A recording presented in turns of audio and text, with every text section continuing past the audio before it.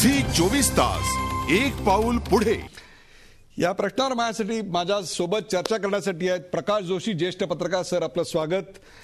दिल्लीहून आहेत हुसेन दलवाई, काँग्रेसचे खासदार. विनय सहस्त्रबुद्धे दिल्लीहून आहेत, भारतीय जनता पक्षाची बाजू ते मांडतील. आणि भालचंद्र कांगो आहेत औरंगाबादहून, ते कम्युनिस्ट पक्षाची बाजू मांडतील. या सर्वांचं गोलमाल है भाई या कार्यक्रमात विशेष स्वागत. कार्यक्रमाला सुरुवात करण्यापूर्वी मी काही मागच्या 4 ते 5 दिवसात घडलेल्या घटनांवर एक तुम्हाला घटनाक्रम सांगतो. 22 ऑगस्टला लोकसभेचं कामकाज सुरू होताच भारतीय जनता पक्ष, जनता दल युनायटेड, शिवसेना, बिजू जनता दल यांच्यासह विरोधकांनी वेलमध्ये येत पंतप्रधानांच्या राजीनाम्याची मागणी केली. त्यानंतर त्याला तेलुगू रेसम आणि जयललिता यांच्या अण्णा द्रमुकनी पाठिंबा दिला. 23 ऑगस्ट सलग तिसऱ्या दिवशी सुद्धा संसदेचं कामकाज होऊ शकलं नाही. मार्क्सवादी कम्युनिस्ट पक्षानं कोळशाच्या खाणींचे परवाने रद्द करून चौकशी करून मूळ आरोपींना पकडता येईल अशी भूमिका घेतली. केंद्रीय गृहमंत्री सुशीलकुमार शिंदे यांनी सर्वांना शांत राहायची विनंती केली, परंतु त्याही दिवशी संसदेचं काम होऊ शकलं नाही. 24 ऑगस्टला पुन्हा राजीनाम्याच्या मागणीवर ठाम राहत विरोधी पक्षांनी सभात्याग केला आणि संसदेचं कामकाज बंद पाडलं. 25 आणि 26 ऑगस्टला सुट्टी होती. 27 ऑगस्टला पुन्हा कामकाज चालू झालं. त्यावर पंतप्रधानांनी उत्तर दिलं आणि कॅगचे आरोप बिनबुडाचे आहेत असं सांगत त्यांनी पहिल्यांदा शेरोशायरीचा आधार घेत हजारो जवाबों से अच्छी है मेरी खामोशी अशा प्रकारचे उद्गार काढले. तर जब सवालों के जवाब से खुद बेआबरू होने का खतरा होता है तो आदमी चुप रहता है असं सुषमा स्वराज म्हणल्या. तर 28 ऑगस्ट या दिवशी सोनिया गांधींनी भारतीय जनता पक्षावर प्रचंड मोठ्या प्रमाणावर पलटवार केला. त्याचं चित्र आपण आज पाहिलं. संसदेला वेठीला धरणं आणि ब्लॅकमेलिंग करणं हा भाजपचा उदरनिर्वाह आहे असं सोनिया गांधी म्हणाल्या. आणि कामकाज आज गुरुवारपर्यंत तहकूब करण्यात आलं.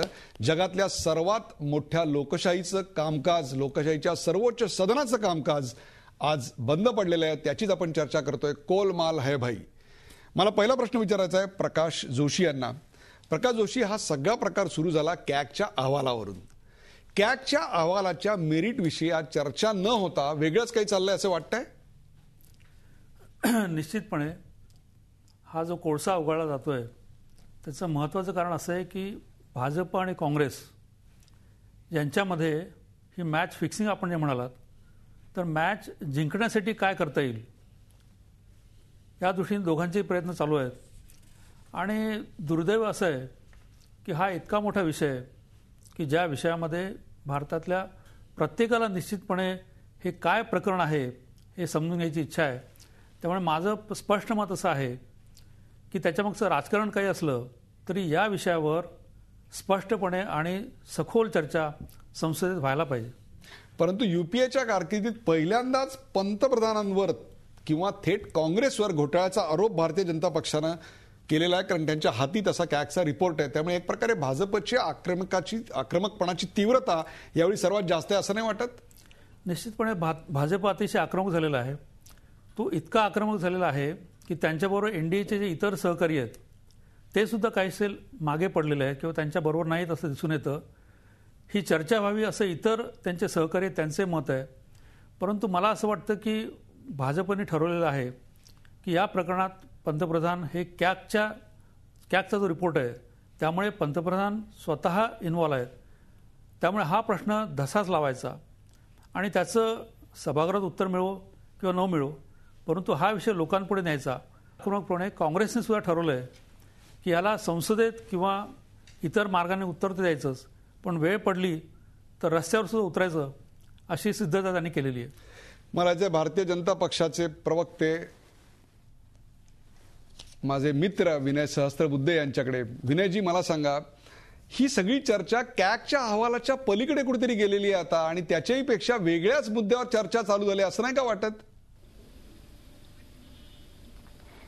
असं वाटू शकतं. याचं कारण कॅगच्या अहवालातून जे निष्कर्ष निघाले आहेत त्याच्याकडे सपशेल पाठ फिरवत एक प्रकारे कॅग सारख्या संस्थेचा अनुमान करत दिवसाढवळ्या अगदी राजरोसपणे जर काँग्रेस सरकार आणि पंतप्रधान मनमोहन सिंग आणि त्यांच्या मागे ठामपणे आणि आक्रमकतेने उभ्या राहिलेल्या सोनिया गांधी हे जर जाणार असतील तर ती चर्चा कॅगच्या पलीकडे जाईलच.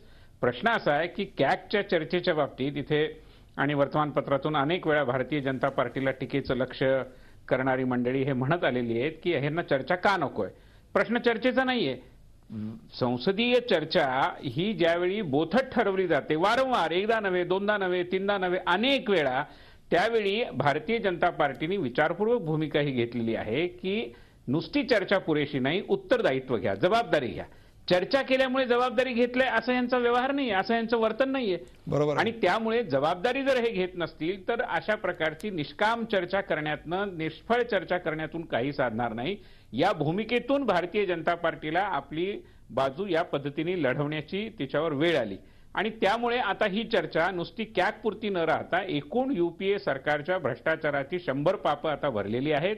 या सरकारने आता त्यागपत्र देणं, मुख्यमंत्री या पंतप्रधानांनी आता पाय उतार होणं, या वाचून दुसरा कोणताही पर्याय नाही. या निष्कर्षाप्रत देशातली जनता आली आहे. भारतीय जनता पार्टी त्या भावनेचं प्रतिनिधित्व करत आहे आणि त्यामुळे संसदेमध्ये हा गतिरोध निर्माण झाला. झी 24 तास एक पाऊल पुढे.